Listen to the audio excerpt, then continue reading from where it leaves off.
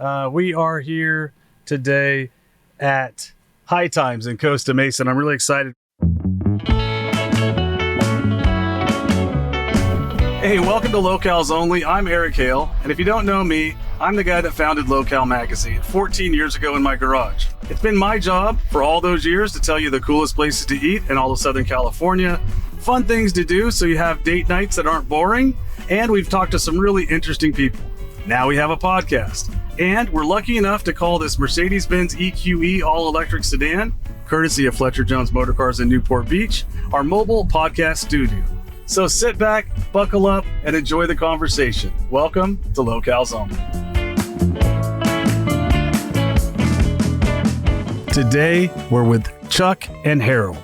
They're from High Time in Costa Mesa. It's a wine and spirit store that's been there since 1957. And if you live in Orange County, or probably within the sound of my voice, you've either been or heard of it. But if you haven't, we're going to get a chance today to reminisce to some of their old times growing up around this area.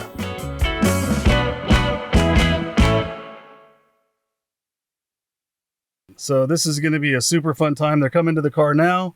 They're just going to jump in. All right, guys, jump in the car. Here we are. Welcome to the studio. Hey. How's it look? Wow. We're in the High Time all parking these lot. speakers and everything. Got everything. Microphones, You got cigars down there? cigars. Huh? But you need it. Maybe we should use some cigars. You guys can buckle up, and we're going to drive around. So you just tell me where to head first. Our pond. This was a fishing pond here. We hunted bullfrogs right there. So you're saying right here at High Times in Costa Mesa, right off 17th Street, you guys used to go hunt bullfrogs. There was a pond here. Yeah, and ducks would land there. And we had another pond over here. And one day, there was a goose flying around up there. He circled over, and I gave him the and he circled over, and my brother ran in our little shack we lived in behind the garage and got his shotgun. Bam! Here come a goose down. We had a goose dinner. So you were born. What year were you born in? 1930 in Juneau, Alaska. Turn right here. So you would say in 1930 in Juneau, Alaska. So how old were you when you got that goose? Oh, well, I was 15 years old or something. So about 1945. Yeah, this was all bare fields all around us here. Everything, everywhere we're looking, this was all bare fields. Bare fields. Yeah. Nothing here. And we want to go down this way. Yeah, let's go down. We can see the front of the school over here. It was built in 1930. It had a tower up there. Yeah. They built a oil derrick right on the end of the bluff here looking the Coast Highway. Yeah. And no oil. And so that tower was there, and people used to climb it up. And one time, a kid took a parachute up there when the wind was blowing this way, and he jumped off that oil, and that's not very high. But he must have been a smart kid. He knew not to jump during the wind, and then the wind was going this way, or he would have tangled up in the. This is we'll turn around. Yeah, we'll turn and we'll head back to where Fritz is. You said, right? We used to have a trap line out across the end of here, overlooking the bay. But we kept catching skunks, so we gave that up. You want to go down to where the original store was? Yeah, let's look at that. That was on 17th and Irvine, the original High Times? Yeah. Okay, yeah, we'll drive right over there. So tell me a little bit about when you grew up. I know you grew up in Juneau, Alaska. How was that growing up? It was dangerous. Fritz was on the fishing boat when he was 6 years old, pulling in halibut and salmon. The halibut in those days was up to 100, 150 pounds. You'd catch those all the time. On the left here is the old High Time building. Yeah, so it was right here, huh? Yeah. Yeah. And then where Le Cave is, I guess that's where you said the basement was, still right? Downstairs. Was that there when you were here, or was that? No, this was my two brothers helped the builder build this before we moved from Santa Ana, the license. And this is the one that people love so much that it was hard for you when you moved to the new place. They didn't want to come down the street to the new High Times. And the farm building was right there. They packed yams. And the field across the street, triangle here, it was nice sandy soil. So this farmer, McVeigh, he came from Arkansas. He had a land grant signed by U.S. Grant, and he started the yam farm right there in that field. So on the corner of 17th and Irvine right there, catty corner from where High Times was a yam field where people would get yams in there. The two daughters worked planting them, and they called them the Yam Girls. And they were going to Harbor, and Fritz, my brother, met one of them and married one of them. And so Fritz married a yam girl. Yeah. And then a Marine married the other one, and then the father-in-law put him in charge of it, and he kept raising our rent. So we're going to get out of that rent, and we moved up there and bought that old telephone. That's building. Great. Oh, so yeah, the building that High Times is in now was who owned it before you? A group of builders and buyers that bought it, and then Harold right here talked him out of it and got it for us for High Time to move to. That's great. And he was pretty clever. He bought all properties where another store was out on Newport Boulevard, and he bought property where he lives over there. And all of us got into real estate for some reason. I mean, I used to think $10 bill was $1,000. Yeah. When I first got married. Can you tell me about when and anybody can chime on this, I'd love to hear about when you were going to Cuba, because there was the story you told me where you left and you went under the Golden Gate Bridge, and it wasn't even completed yet. No, can you we tell took me a about ferry that? across. Okay. Yeah, down, and then went inland to the Central Valley. Hot. We never knew it was so hot, and ended up driving in a little bakery truck with 6 people in it.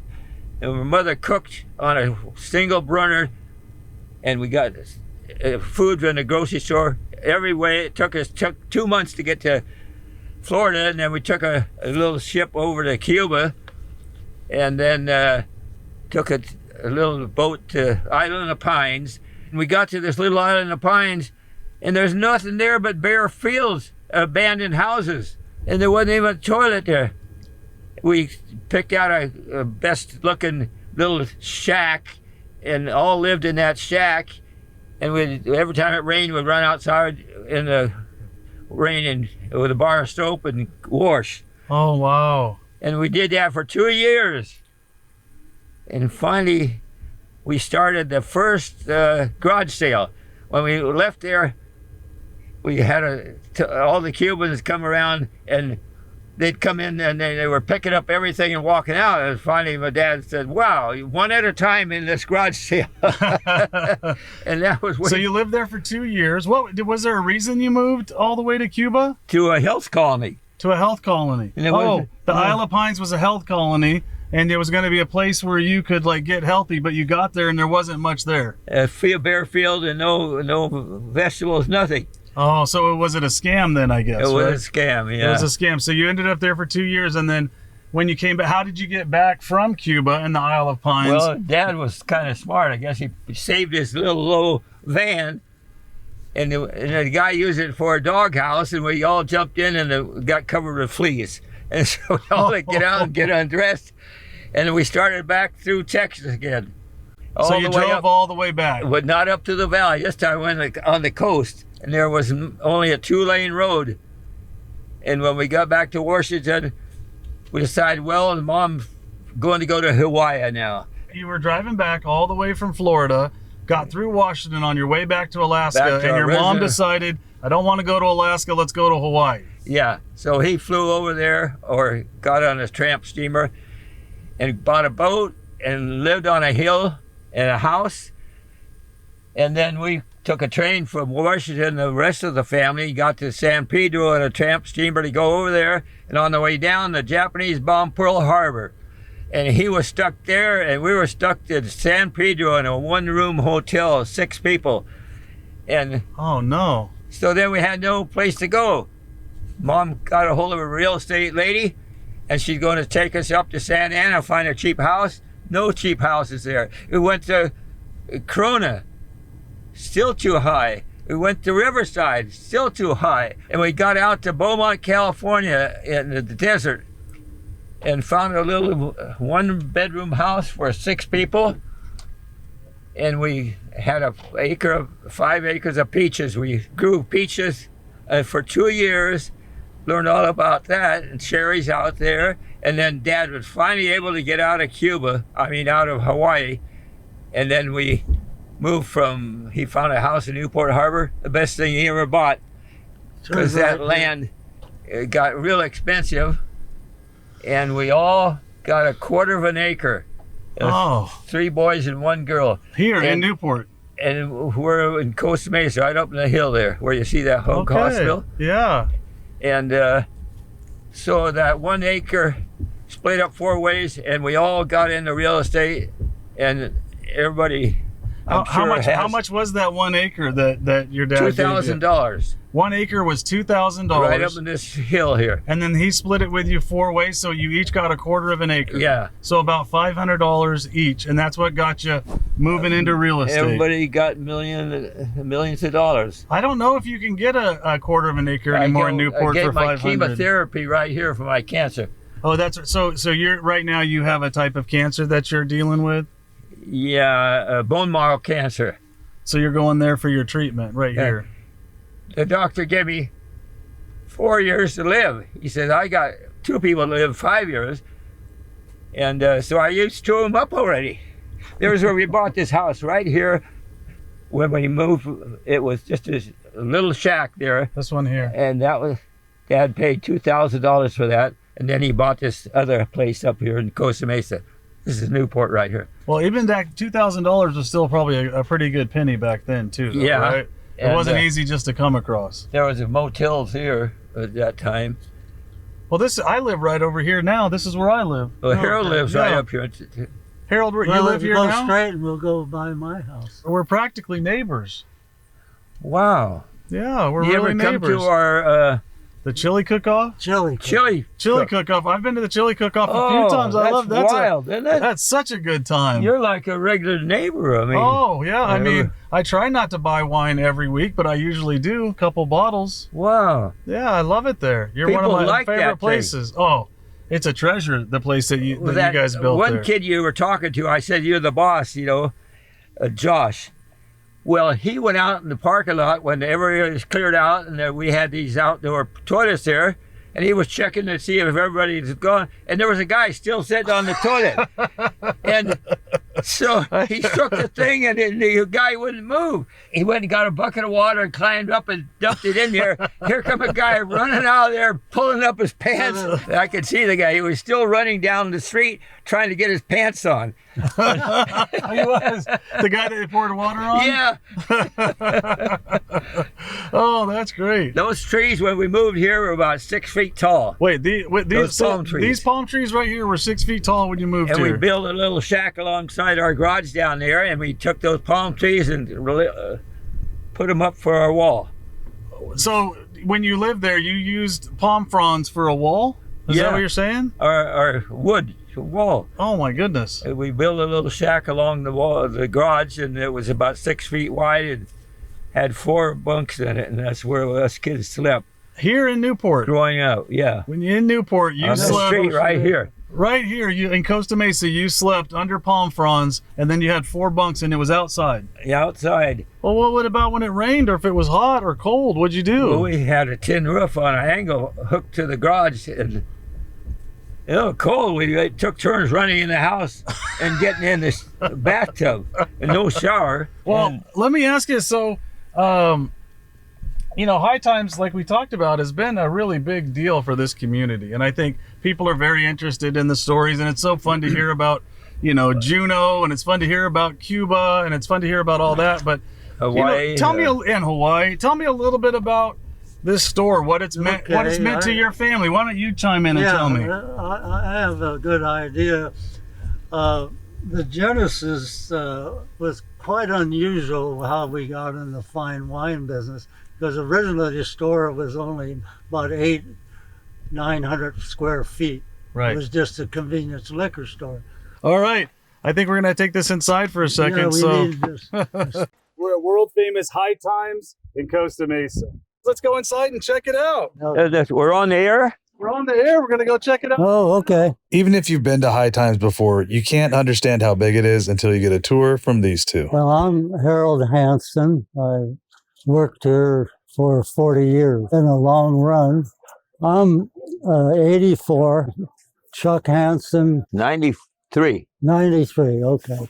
Opened in 1984. This was like a big barn. How are we ever going to fill this place up? It echoed in here. Oh, this is the main entrance to the cellar. Okay. So You look there, you see $1,000 bottles of wine. over here, the expensive, they're locked up. Dreaming Eagle 2019 Cabernet, and it's 100 points, $10,000 for a 1.5 liter. You see overhead, you'll see signs of where you're at and what country. Oldest brother, Franz Hansen, they call him Fritz, and myself, we build all this shelving.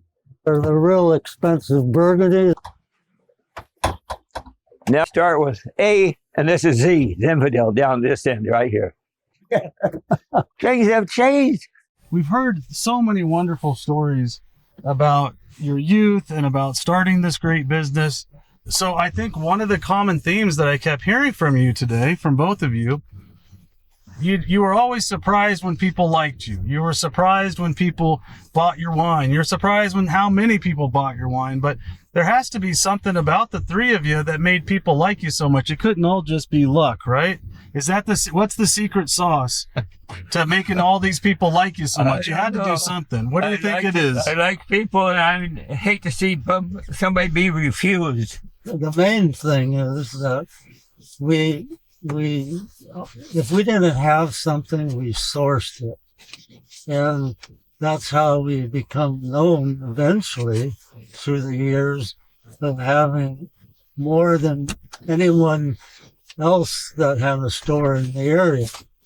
And we had so many people that when we were on the old corner, they would open a store across the street and they wouldn't last very long because they couldn't compete with our selection. That's right. Wow. So let me ask you another question. You had, when we talk about this, you almost had this like Huckleberry Finn kind of growing up from Juneau, Alaska to sleeping under palm fronds to your dad driving you all the way across the country in a baking truck to Cuba to all these different adventures that you had. How did all of that translate into who you are today and the success today? Do you think that's one of the biggest reasons was because of this fantastic upbringing that your parents gave you, this kind of unusual upbringing? It was sort of hard times growing up, but and after we got in business, it was easy. It was easy to the bringing up of your parents. They didn't call you or anything. We lived out in the woods, 13 miles of town. We never got cultivated by the wrong people, I guess, because we cultivated ourselves.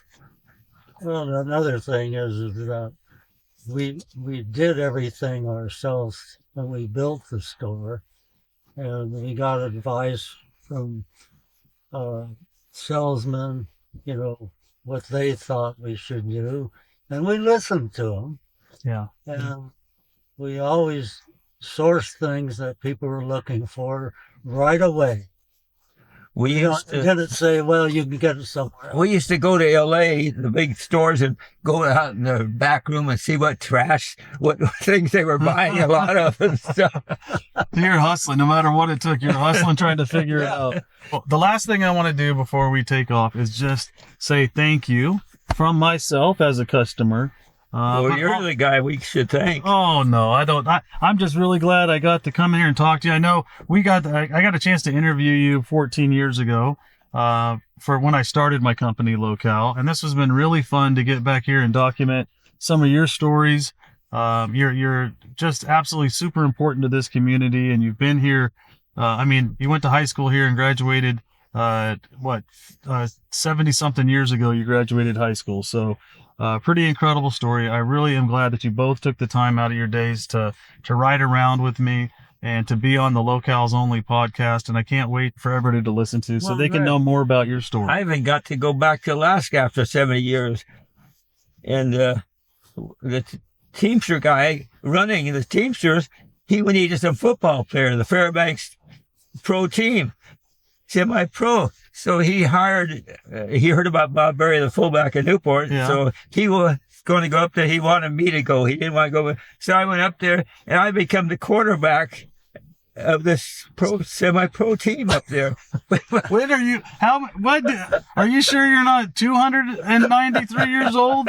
How did you do all of this? Oh God! You were on fishing boats and you played professional football and you went to Cuba and you went across the country and you started this store. I became the. That's a lot, huh? That's a lot of things. Were you an astronaut at any point? Oh, you're a good guy. I really appreciate you. Thank you so much for being on with me today. It really means the world to me, guys. Thank you again. I really appreciate it. I'm going to go talk to my contract. And that's the best card I ever got to ride. And it's the best card you ever got to ride in? I'm sure they would love to hear that. Keep my cars forever, I guess. Well, this one's pretty state of the art, I would say. Pretty high tech. Yeah. Thank you for joining us today on Locales Only. I want to give a big thank you to Harold and Chuck for riding along with me. That was so much fun. I want to thank everyone at Straw Hut Media, including our executive producer, Ryan Tillotson, and our editor and producer, Parker J. Hicks. And as always, a big thank you to Fletcher Jones Motor Cars in Newport Beach for providing this beautiful Mercedes-Benz EQE to be our rolling podcast studio. Join us next time on Locales Only, where you can buckle up and go for a ride in our mobile podcast studio with some of the coolest people in Southern California.